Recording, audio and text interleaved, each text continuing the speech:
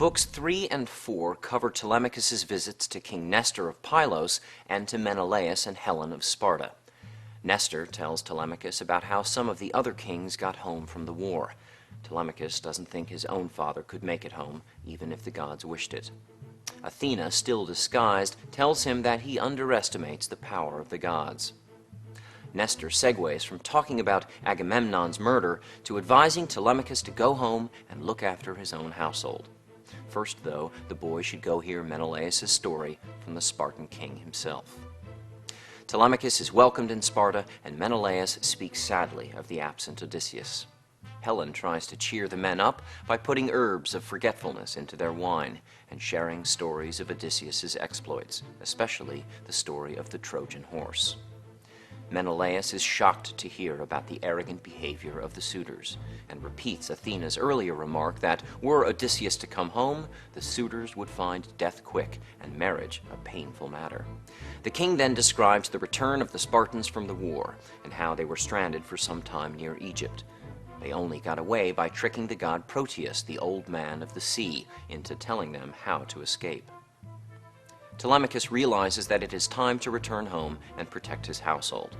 Meanwhile, back in Ithaca, the suitors are angry that Telemachus is beginning to show signs of courage and initiative. They lay an ambush to kill him when he returns from his trip, and Penelope is distraught when she hears of the plot.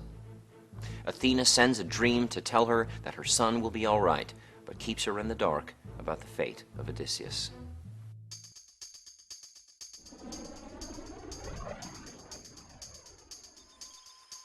In Books 3 and 4, we meet two of the great leaders of the Trojan War, Nestor and Menelaus, as well as the cause of the war, Helen.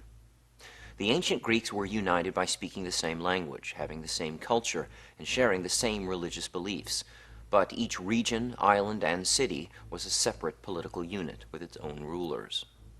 The Greeks are not called the Greeks in Homeric epic. Instead, they are usually called the Achaeans, the Danaans, or the Argives. Otherwise, they take their names from the city-states or regions from which they come. The inhabitants of Pylos, for instance, are called the Pylians. Like a number of Homeric characters, the Pylian king Nestor became famous in the common speech of European culture, where an old man who made long speeches about the past might be referred to as a Nestor. In Pylos and Sparta, wise kings preside over prosperous and orderly communities, where assemblies, religious observances, family events, and generosity to guests all have their place in life. Telemachus is shown how different this is to his own home in Ithaca, where, in the absence of Odysseus, assemblies are no longer held at all, community life has disintegrated, and hospitality is abused. We see how much Telemachus reminds Nestor, Menelaus, and Helen of Odysseus. He is his father's son, and soon he will be prepared to join his father in bringing order back to Ithaca. In the meantime, however, he is still a shy boy with a defeatist attitude, insisting his father must be dead. He almost wants to hear the worst so that he can wallow in self-pity. Hearing about Odysseus' exploits doesn't make him feel better. Other boys have fathers. Telemachus only has stories.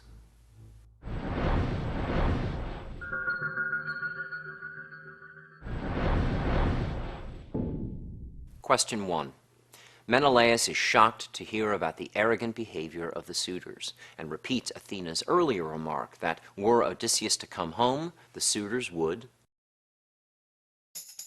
be wise to sail for faraway lands, kill him without reservation, find death quick and marriage a painful matter, pray to the gods for mercy.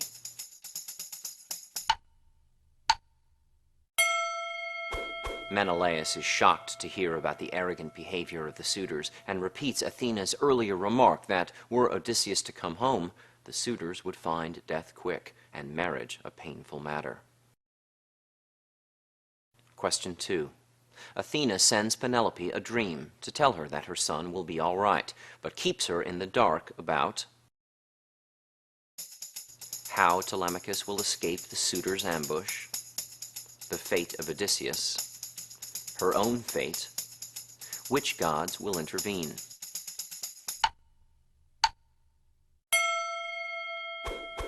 Athena sends a dream to tell her that her son will be all right, but keeps her in the dark about the fate of Odysseus. Question 3. How can Telemachus's attitude best be described? Optimistic, buoyant, defeatist, sanguine.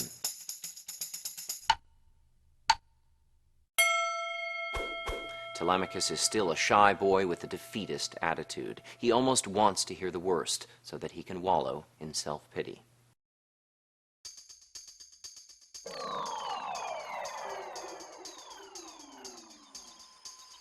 Book 5 covers Odysseus' departure from Calypso's island and his dangerous journey to the home of the Phaeacians. At Athena's request, Zeus sends Hermes, the messenger of the gods, to the island Ogygia.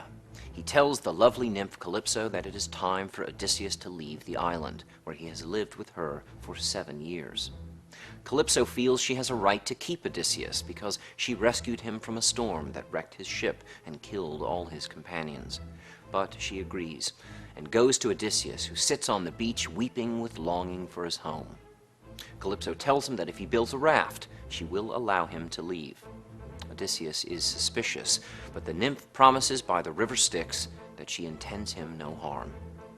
Odysseus' journey is uneventful until Poseidon, returning from his own travels, sees him nearing the island where he is fated to find his course home.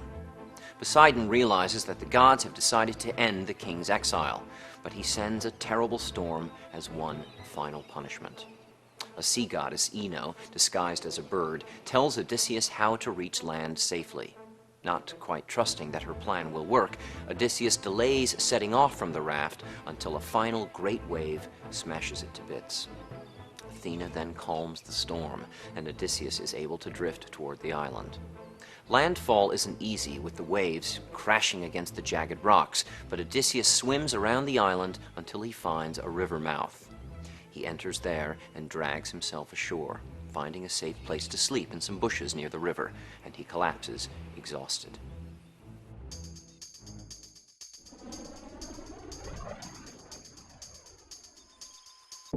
The river Styx is the great river of the underworld by which the gods swear their oaths. The role of fate and predestination is as complex in ancient Greek culture as it was to be in Christian thought later on. Some things are destined to happen, and it is suggested that the gods can't change those things. They can only play their own allotted role by helping them along. At times, however, it does seem as though the gods are so powerful that they can change fate. And even though some things are fated to happen, personal choice and free will still play an important role in human behavior. The gods help those who help themselves. Odysseus' cleverness is demonstrated by his response when Calypso begs him to stay. A nymph is not a very powerful sort of goddess, but she is still a goddess. Odysseus does not dare offend her, so he manages to flatter her just enough to take the sting out of his refusal to stay. Like his son, Odysseus is suspicious of communications from the gods.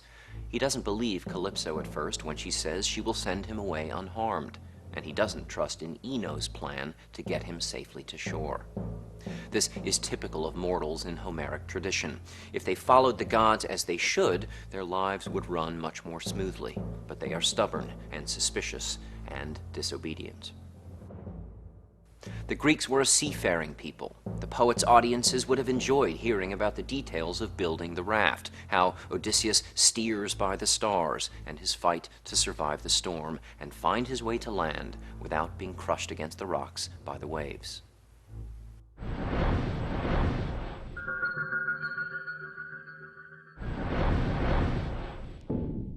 Question 1.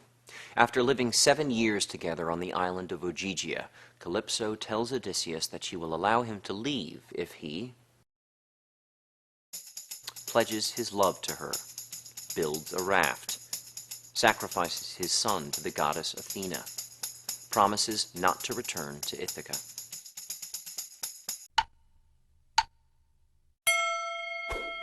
After living 7 years together on the island of Ogygia, Calypso tells Odysseus that she will allow him to leave if he builds a raft. Question 2. By what great river of the underworld do the gods swear their oaths? Olympus, Styx, Scheria, Ogygia.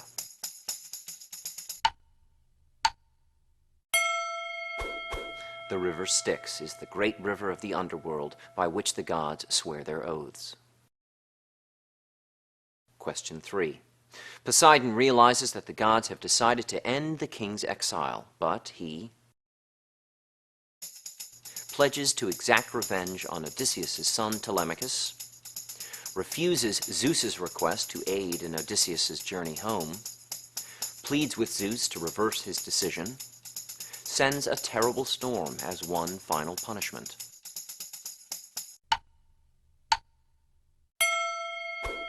Poseidon realizes that the gods have decided to end the king's exile, but he sends a terrible storm as one final punishment.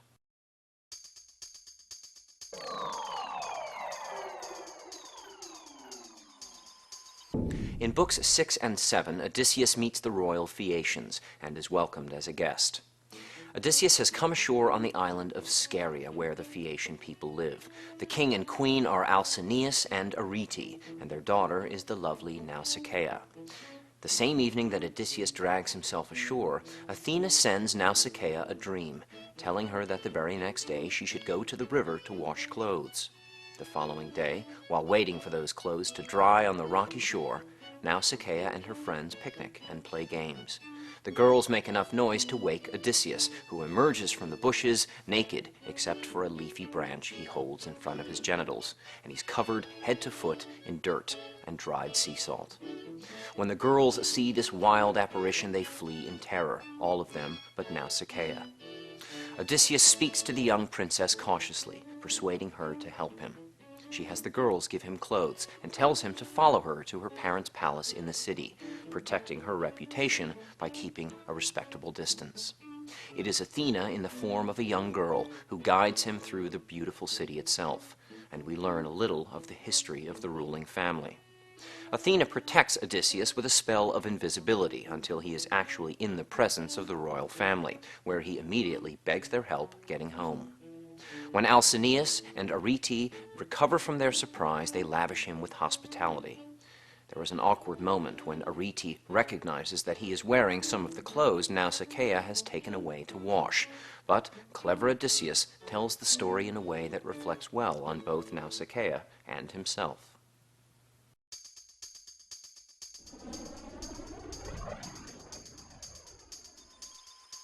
It might seem that a princess would be too important to wash her own clothes, but tasks such as weaving and caring for clothing were considered womanly occupations. By washing her clothes herself, which she undoubtedly did not do on a regular basis, Nausicaa demonstrates that she's a well-brought-up young woman worthy of marriage. Athena manages the meeting between Nausicaa and Odysseus very carefully, with the inevitable result that Nausicaa will be attracted to the hero and will want to help him. But the goddess intends for Odysseus to go home to Penelope, not for him to marry Nausicaa. This is typical behavior among the gods. They use human beings to accomplish their purposes, and if the human happens to be hurt, well, that is merely an unfortunate side effect. By now, the reader should expect any good host to go into hospitality mode the instant a guest arrives. The hospitality of the Phaeacians is almost too good. Unlike Menelaus, who knows when to let a guest go, the Phaeacians insist on looking after Odysseus for a few days before they will take him homewards, and they want to hear his story as well. King Alcinous shows that one of the reasons hospitality is so important is the belief that a god in disguise might come calling. If the god is not properly entertained, the host might be punished. This has remained a very widespread belief in many cultures. It is found in a quote from the Bible, "Be not forgetful to entertain strangers, for thereby some have entertained angels unawares." Odysseus demonstrates his good judgment in his cautious handling of Nausicaa when he meets her. He shows his cleverness by flattering her, pretending to wonder whether she's a woman or a goddess. When Alcinous suggests that it was ill-mannered of Nausicaa not to escort Odysseus personally to the city, Odysseus immediately says that it was his idea to protect her reputation. Soon Alcinous is addressing Odysseus as a possible son-in-law. The last image of Book 7 is of Odysseus going to sleep alone, while Alcinous and Arete share the royal bed. This underlines the fact that while Odysseus is finally going home, his journey will remain incomplete until he is sleeping beside his own wife in his own bed.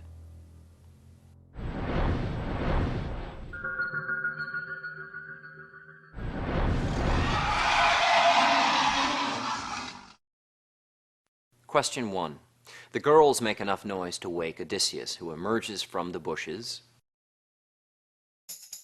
dressed richly in the robes of a king, under Athena's spell of invisibility, naked except for a leafy branch he holds in front of his genitals, dressed in the rags and skins of a beggar.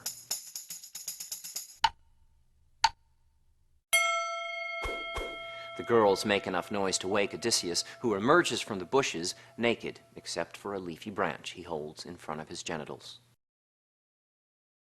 Question 2. By washing her clothes herself, which she undoubtedly did not do on a regular basis, Nausicaa demonstrates that she's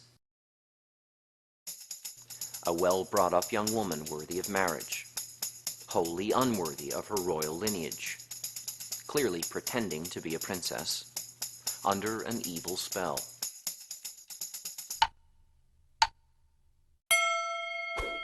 By washing her clothes herself, which she undoubtedly did not do on a regular basis, Nausicaa demonstrates that she's a well-brought-up young woman worthy of marriage. Question 3. By pretending to wonder whether Nausicaa is a woman or a goddess, Odysseus shows his lack of fortitude, dim-wittedness, cleverness, wickedness.